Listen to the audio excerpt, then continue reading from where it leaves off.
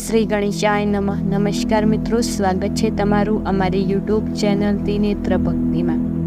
મિત્રો, આજે આપણે જાણવાના છીએ 16 સોમવારનું વ્રત ક્યારથી શરૂ થઈ રહ્યું છે અને તે ક્યારે કરી શકાય. કયો મહિનો સૌથી શ્રેષ્ઠ જણાય છે 16 સોમવારના વ્રત માટે? 16 સોમવારનું વ્રત દાંપત્ય જીવનમાં સુખ લાવવા અને મનગમતો જીવનસાથી મેળવવા માટે કરવામાં આવે છે. 16 સોમવારનું વ્રત કરવાથી ભગવાન શિવની સાથે દેવી પાર્વતીની કૃપા પ્રાપ્ત થાય છે. માન્યતાઓ અનુસાર ભગવાન શિવને તેમના પતિ તરીકે મેળવવા માટે પાર્વતી દ્વારા 16 સોમવારના વ્રતની શરૂઆત કરવામાં આવી હતી. 16 સોમવારને લઈને ઘણા લોકોમાં મૂંઝવણ રહે છે કે તેની શરૂઆત ક્યારે કરવી શુભ છે. ઉલ્લેખનીય છે કે શ્રાવણ માસમાં 16 સોમવારની શરૂઆત સૌથી શુભ માનવામાં આવે છે. તો ચાલો જાણીએ 16 સોમવાર ક્યારે શરૂ કરવા અને તેની સાચી પૂજા વિધિ શું છે. 16 સોમવાર વ્રત કયા મહિનાથી શરૂ કરવું જોઈએ? આમ તો 16 સોમવારનું વ્રત કારતક અને માર્ગશીર્ષ મહિનામાં શરૂ કરવામાં આવે છે, પરંતુ આ વર્ષ શ્રાવણ મહિનામાં શરૂ કરવામાં આવે છે. પરંતુ આ વર્ષ શ્રાવણ માસમાં આવતા સોમવારને શ્રેષ્ઠ માનવામાં આવી રહ્યું છે. તેથી શ્રાવણ મહિનાથી 16 સોમવારનું વ્રત કરવું શ્રેષ્ઠ છે. આવી સ્થિતિમાં આ વર્ષ સાવનનો પહેલો સોમવાર 5 ઓગસ્ટ 2024ના રોજ આવી રહ્યો છે. આ દિવસથી તમે 16 સોમવાર વ્રત કરવાનું શરૂ કરી શકો છો. 16 સોમવાર વ્રત પૂજા વિધિ: શ્રાવણ મહિનાના પહેલા સોમવારે સૂર્યોદય પહેલાં જાગીને બધા કામોમાંથી નિવૃત્ત થઈને સ્નાન પાણીમાં કાળા તલ નાખીને સ્નાન કરવું જોઈએ. આ પછી સ્વચ્છ વસ્ત્રો પહેરવા જોઈએ અને વ્રતનો સંકલ્પ કરવો પડે છે. ત્યારબાદ આખો દિવસ ઉપવાસ રાખો. પ્રદોષ કાળ દરમિયાન 16 સોમવાર વ્રતની પૂજા કરવી સૌથી શુભ માનવામાં આવે છે અને તમારી પૂજા સૂર્યાસ્ત પહેલાં થઈ જવી જોઈએ. જો તમે ઘરમાં પૂજા કરતા હોય તો સૌથી પહેલાં શિવલિંગનો અભિષેક કરો. ત્યારબાદ ઓમ નમઃ શિવાય મંત્રોના જાપ કરતી વખતે પંચામૃત ચડાવો. ત્યારબાદ પાણી અને ગંગાજળથી ભગવાનને સ્નાન કરાવો. આ પછી સફેદ ચંદન લગાવો, બેલપત્ર અને ધતૂરો ચડાવો, અગરબત્તી પ્રગટાવો અને ફળ અને ખીર ચડાવો. ભગવાન શિવની સાથે માતા પાર્વતીની પણ પૂજા કરવામાં આવે છે. માતા ગૌરીને શૃંગાર ચડાવવો પડે છે.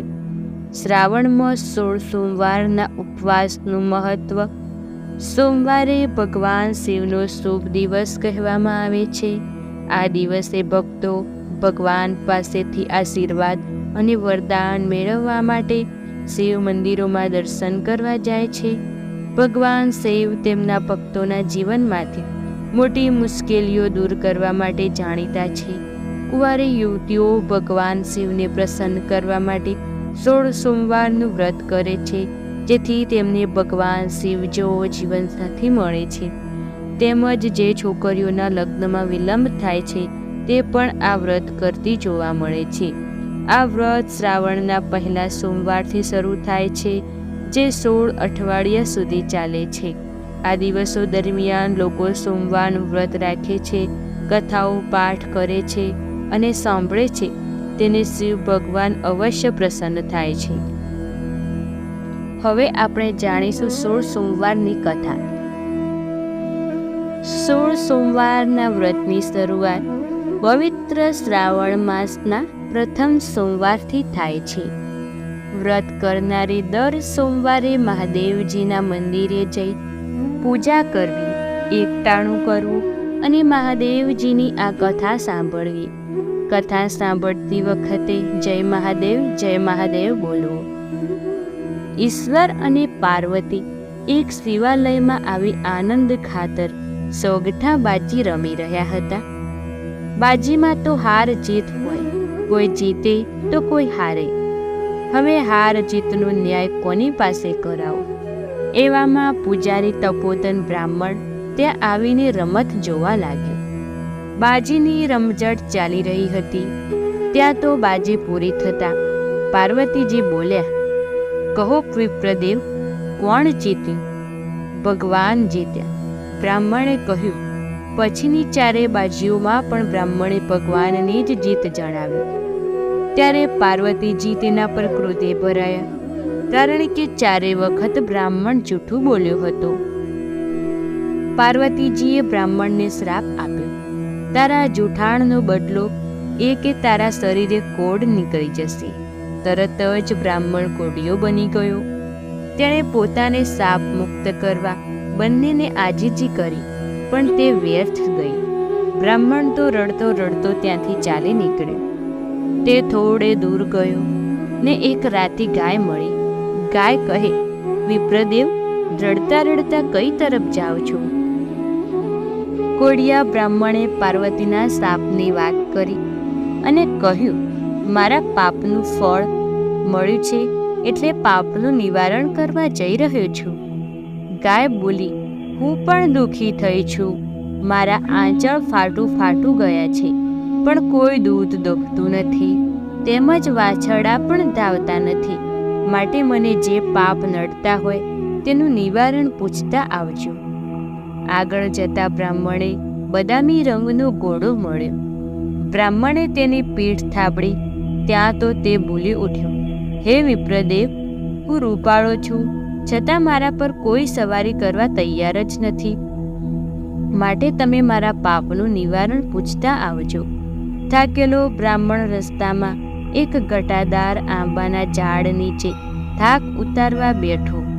તો આંબાએ કહ્યું, હે વિપ્રદેવ, મારા ઉપર મજાની કેરીઓ લાગેલી છે, પણ કોઈ મારા ફળને તોડીને ખાતું જ નથી. કદાચ કોઈ ખાય છે તો તે મરી જાય છે. માટે તમે મારા પાપનું નિવારણ પૂછતા આવજો. આગળ જતાં એક તળાવ આવ્યું અને બ્રાહ્મણ પાણી પીવા તળાવમાં ઉતર્યો તો અંદર રહેતો એક મગર પાણીની સપાટી ઉપર આવીને કહેવા લાગ્યો, હે વિપ્રદેવ, હું પાણીમાં રહું છું, તોય મારા દેહમાં બળતરા થાય છે. તમે મારા પાપનું નિવારણ પૂછતા આવજો. મગરને આશ્વાસન આપી બ્રાહ્મણ ચાલતો ચાલતો ગાઢ વનમાં આવ્યો અને ત્યાં એક ઝાડ નીચે બેસી મહાદેવજીને પ્રસન્ન કરવા તેણે તપ આદર્યું. મહાદેવજીએ પ્રસન્ન થઈ તેની ઈચ્છા પૂર્ણ કરવા કહ્યું તો બ્રાહ્મણ બોલ્યો, હે ભગવાન, મને શાપથી મુક્ત કરી મારા કોઢ મટાડી દો. મહાદેવજી કહે, એક રસ્તો છે, તું પૂર્ણ ભાવથી 16 સોમવારનું વ્રત કરે તો તારા કોઢ મટી જાય છે. બ્રાહ્મણ કહે, ભગવાન, વ્રત કરવા હું તૈયાર છું, મને બતાવો કે વ્રત કેવી રીતે થાય છે. મહાદેવજી બોલ્યા, આ 16 સોમવારના વ્રતની શરૂઆત શ્રાવણ માસના પહેલા સોમવારથી થાય છે. સોમવારે વહેલી નાઈ ધોઈને 4 દોરાને ભેગા કરી થોડા થોડા અંતરે એક એક કરીને 4 ગોઠ વાળવાની. પછી તે દોરો ગળામાં પહેરી લેવાનો. ત્યારબાદ મહાદેવજીના દર્શન કરી આવવાનું. વ્રત કરનારે દર સોમવારે એકટાણું કરવાનું. આમ શ્રાવણ માસના પહેલા સોમવારથી વ્રત કરતાં કરતાં કારતક માસમાં 16મો સોમવાર આવે ત્યારે 4.5 શેર ઘઉંના લોટના લાડવા બનાવવાના. લોટમાં 1.25 શેર ઘી અને 1.25 શેર ગોળ નાખી લાડુ બનાવવાના. જેટલા લાડુ બન્યા હોય એટલાના 4 ભાગ કરવાના. એમાંનો એક ભાગ મહાદેવજીના પૂજારીને, બીજો ભાગ રમતા બાળકને, ત્રીજો ભાગ ગાયોના ગોવાળને અને ચોથો ભાગ લાડુ વધ્યો હોય તેનો ભૂકો કરીને કીડિયારાનું નગરડું પૂરવું. તેમ કરતાં પણ વધે તો જમીનમાં દાટી દેવું. આવી રીતે વ્રતનું ઉજવણું કરવાનું. વ્રત કરનાર 16 સોમવાર સાચી શ્રદ્ધા રાખીને કરે તે રોગ મુક્ત થઈ જાય છે અને તેની કાયા કંચન વર્ણી બની જાય છે. કોઢિયો બ્રાહ્મણ ભગવાનને પગે લાગ્યો. પછી તેણે ગાયની વાત કરી અને તેના પાપનું નિવારણ જણાવવા કહ્યું તો મહાદેવજી બોલ્યા, આગલા ભવમાં એક ગાય, એ એક સ્ત્રી હતી. તેણે ક્રોધમાં ધાવતા બાળકોને છૂટા પાડ્યા હતા તે પાપનું ફળ તે ભોગવી રહી છે. તેનું નિવારણ એ તું એના આંચળમાંથી દૂધ કાઢી દે, દૂધ વડે મારી પૂજા અભિષેક કરજે, એટલે એની બધી તકલીફ દૂર થઈ જશે. બ્રાહ્મણે હવે ઘોડાનું દુઃખ જણાવ્યું. તેના પાપ નિવારણ માટે મહાદેવજીને બોલ્યા, પૂર્વજન્મમાં આ ઘોડો વણિક હતો. તે તોલ માપના ખોટા કોટા રાખીને લોકોને છેતરતો હતો અને ઉધારી ધીરીને બમણા પૈસા પડાવતો હતો. તેનું નિવારણ એ કે તું જઈને ઘોડા પર સવારી કરે તો તેના તમામ કષ્ટ દૂર થઈ જાય છે. આંબાના પાપનું નિવારણ પૂછતા મહાદેવજીએ જણાવ્યું કે આગલા જન્મમાં એ લોભિયો હતો. તેની પાસે ઘણો પૈસો હતો. તે પુણ્યદાન કરવામાં સમજતો જ નહોતો. તેનું નિવારણ એ કે આંબાની કેરી ધન ભરેલા ચરુઓ દાટેલા છે તે કાઢી લે, બધુંય ધન સત્કાર્યમાં આપજે, જેથી એનું કષ્ટ દૂર થશે. મગરના પાપનું નિવારણ પૂછતા મહાદેવજીએ કહ્યું, આગલા જન્મમાં એ બ્રાહ્મણ હતો. ભણી ગણીને તે મોટો પંડિત થયો, છતાંય કોઈ શસ્ત્રક્રિયા શીખવાડતો નહીં. તેથી આ ભવે તે મગર બનીને પીડા ભોગવી રહ્યો છે. તેનું નિવારણ એ કે તું મારા પર ચડેલું બીલીપત્ર લઈને એની આંખે અડકાડજે, તેની બળતરા દૂર થઈ જશે. બધા એના પાપનું નિવારણ જાણી બ્રાહ્મણ મહાદેવજીને નમન કરી પાછો ફર્યો. રસ્તામાં પેલું તળાવ આવ્યું. મગર તેની વાટ જોતો પડ્યો હતો. બ્રાહ્મણે જોડીમાંથી બીલીપત્ર કાઢીને તેને આંખે અડાડ્યું. તેની સાથે જ મગરના શરીરમાં ઠંડક થઈ અને તેનો મોક્ષ થઈ ગયો. આંબા આગળ થઈ બ્રાહ્મણે બધા ચરુઓ ખોદી કાઢ્યા. તેનું સારું ધન માર્ગ વાપરવાનો સંકલ્પ કર્યો. તેણે એક કેરી તોડીને ખાધી. તેને અમૃતના ઓડકાર આવ્યા. આગળ જતાં પેલો ઘોડો મળ્યો. બ્રાહ્મણ તેના પર સવારી થઈ કહ્યું, હવે તારા પાપનું નિવારણ થઈ ગયું છે, માટે તારી મનોકામના પૂર્ણ થશે. થોડેક દૂર જતાં બ્રાહ્મણને પેલી ગાય મળી. તેના આંચળમાંથી દૂધ કાઢી બ્રાહ્મણે મહાદેવજીનું નામ લઈ તેના વડે અભિષેક કર્યો. તે તુરંત જ ગાયનું દુઃખ દૂર થઈ ગયું. દૂર રમતો વાછરડો દોડી આવીને તેને ધાવવા લાગ્યો. આજે શ્રાવણ માસ બેઠો હતો એટલે બ્રાહ્મણે 16 સોમવારનું વ્રત આદર્યું. એક કારતક માસમાં વ્રતનું ઉજવણું કરીને વ્રતને પૂર્ણાહુતિ કરવાનો સંકલ્પ કર્યો. શ્રદ્ધા, સંકલ્પ અને વ્રતના પ્રભાવથી બ્રાહ્મણની કાંતિ ફરી ગઈ. એ તો રાજકુમાર જેવો રૂપાળો દેખાવા લાગ્યો. આમ પાર્વતીજીના શાપથી મુક્ત થયેલો બ્રાહ્મણ હર્ષ પામતો પોતાના ગામને પાદરે આવ્યો. ત્યાં એક બાજુ મોટો મંડપ બાંધેલો હતો. તેમાં દેશ પરદેશના રાજાઓ અને રાજકુમારો બેઠા હતા. કોઈને પૂછતા બ્રાહ્મણને સમજાયું કે આજે રાજાની રાજકુંવરીનો સ્વયંવર છે. બ્રાહ્મણ દૂર ઊભો રહી બધું જોતો હતો. ત્યાં તો એક શણગારેલી હાથીની સૂંઢણી સોનાનો કળશ લઈને ડોલતી ડોલતી સીધી મંડપ બહાર ઊભેલા બ્રાહ્મણ પાસે આવી અને તેના ઉપર કળશ ઢોળ્યો. આવી રીતે બીજી અને ત્રીજી વાર પણ હાથણીએ બ્રાહ્મણ ઉપર જ કળશ ઢોળ્યો. એટલે રાજાએ પોતાની કુંવરીના લગ્ન બ્રાહ્મણ સાથે કરાવી દીધા. પહેરાવણીમાં સુવર્ણ, હીરા, મોતી, અલંકારો, રેશમી જરીના પોશાકો અને હાથી ઘોડા આપ્યા. બ્રાહ્મણ પોતાની પત્ની કુંવરીને લઈ વાજતે ગાજતે પોતાના ઘેર આવ્યો. એની માએ બંનેને કુમકુમ અક્ષરથી વધાવ્યા અને આશીર્વાદ આપ્યા. મહાદેવજીની કૃપાનું આ ફળ હતું. 16 સોમવારના વ્રતના પ્રભાવથી તે રાજાની કુંવરીને પરણ્યો અને સુખ સાહેબીમાં રહેવા લાગ્યો. બ્રાહ્મણ હવે રાજા બન્યો અને રાણી હવે કુંવરી હવે રાણી બની ગઈ. જોત જોતામાં કારતક માસનો છેલ્લો સોમવાર આવે. આજે 16 સોમવાર પૂરા થતા હોવાથી રાજાએ રાણીને ઉજવણાની સમજ પાડી. રાણીએ સાંભળ્યું બધું, પણ રસોઈમાં 32 ભાતની વાનગીઓ બનાવી. રાજા જમવા બેઠો અને પોતાના ભાગના લાડુ પ્રસાદ તરીકે જમવા લાગ્યો. ત્યારે રાણીએ સોનાના થાળમાં લાડુ ઉપરાંત બીજી ઘણી વાનગીઓ પીરસી. રાણી ઉપર રાજાને ગુસ્સો આવ્યો, કારણ કે વ્રતના ઉજવણામાં બીજું કંઈ ખવાય નહીં. તેથી તેમણે મહાદેવજીને ક્ષમા માંગી અને ચોથા ભાગના લાડુની પ્રસાદી તરીકે જમીનને વ્રત પૂરું કર્યું. એ જ રાતના સ્વપ્નમાં મહાદેવજીએ આવીને કહ્યું, રાજાને દર્શન દીધા અને કહ્યું, હે રાજા, તારી રાણીએ તારા વ્રતમાં ભંગ પાડવા પ્રયત્ન કીધો છે, માટે એને દેશવટો આપી દે, જેથી તેનું અભિમાન ઉતરી જશે. બીજે દિવસે સવારે રાજાએ રાણીને પહેરે કપડે રાજ્યની સરહદ બહાર તગડી મૂકી. રાણી ચોધાર આંસુ સડતી સડતી ગામમાં ગઈ. ત્યાં એક ઝૂંપડીમાં એક ડોશીની રેડિયો કાંદતી જોઈ ત્યાં ગઈ અને પીવા માટે પાણીની માંગણી કરી. ભલી ડોશી ઉઠીને રાણીને પાણી આપ્યું અને પોતાને ત્યાં રાખી, પણ રાણીમાં પગલાં થતાં જ ડોઠીના સૂતર તૂટી જવા લાગ્યા. તેથી ડોશીએ એને અશુભ નિત્યાળ કહી અને ગણીને કાઢી મૂકી. આગળ જતાં રાણીએ એક ગાંચણે આશ્રય આપ્યો, પણ તેના પગલાં થતાં જ ગાણીમાં તેલ ઓછું ઉતરવા લાગ્યું. તેથી ગાંચણે પણ રાણીને હળધૂત કરી કાઢી મૂકી. થોડે દૂર એક કૂવો હતો.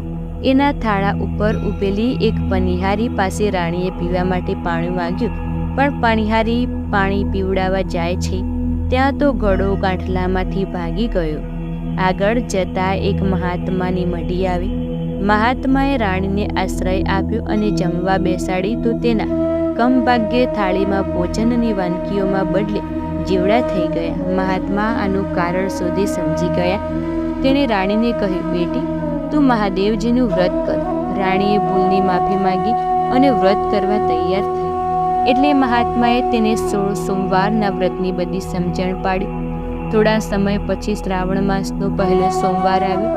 તે દિવસ રાણીએ વ્રતની શરૂઆત કરી અને કારતક માસના છેલ્લા સોમવારે રાણીએ વ્રતનું ઉજવણું કર્યું. મહાદેવજીની રાણી ઉપર પ્રસન્ન થયા અને તેને સુખી કરવા માટે રાજાને સ્વપ્નમાં દર્શન દઈને કહ્યું, હે રાજન, તારી રાણી વનમાં તપ કરી રહી છે, તેને તેડી લાવ. બીજે દિવસે સવારે રાજા રાણીને શોધવા નીકળી પડ્યો અને ફરતો ફરતો મહાત્માની પેઢીએ આવ્યો. રાણી પોતાના પતિને ઓળખી હરખભેર ઉઠી અને મહાત્મા કહેવા લાગ્યા, પિતાજી, મારા પતિદેવ પધાર્યા છે, તો તમે મને એમની સાથે જવાની રજા આપશો? મહાત્માએ રાણીને રજા આપી અને મંત્રેલા જળથી ભરેલી એક જાળી આપી. કહ્યું, બેટી, કોઈને ગમે તેવું દુઃખ હશે તે આ જળથી દૂર થશે. મહાત્માને નમન કરીને રાજા રાણી ચાલી નીકળે. રસ્તામાં પાનિહારી ફૂટેલા ગળા સાથે બેઠી હતી. એની આંખમાં આંસુ વહી રહ્યા હતા. રાણીએ મંત્રેલા જળથી તેને ગળો આખો કરી આપ્યો અને કહ્યું, બહેન, આ બધું મહાદેવજીના વ્રતનો પ્રભાવ છે. વ્રત કરનાર સર્વ વાતે સુખી થાય છે. આગળ જતાં જતાં ગાણીમાં તેલ ઓછું નીકળતું હતું. રાણીએ ગાણી ઉપર પવિત્ર જળનો છંટકાવ કર્યો અને ગાણી સડસડાટ ચાલવા લાગી. હવે રાજા રાણી રેડિયો કાંતથી ડોશીની ઝૂંપડી આગળ આવ્યા. ડોશી કાંતતી હતી, પણ વારે વારે વાળ તૂટી જતા હતા, તેથી રડતી હતી. રાણીએ રેડિયા ઉપર પવિત્ર જળ છાંટ્યું અને ડોશીએ રેડિયો ફેરવવા માંડ્યો તો આખા અને લાંબા તાર નીકળવા માંડ્યા. ડોશીએ બંનેને આશીર્વાદ આપ્યા. આખરે રાજા રાણી મહેલે આવી પહોંચ્યા. રાણીએ આખા ગામને જમાડવાનો વિચાર કર્યો હતો, તેથી રાજાએ નગરમાં ઢંઢેરો પીટવાયો. આજે સાંજે સર્વ નર નારી મહેલ સામેના મોટા મેદાનમાં જમવા માટે.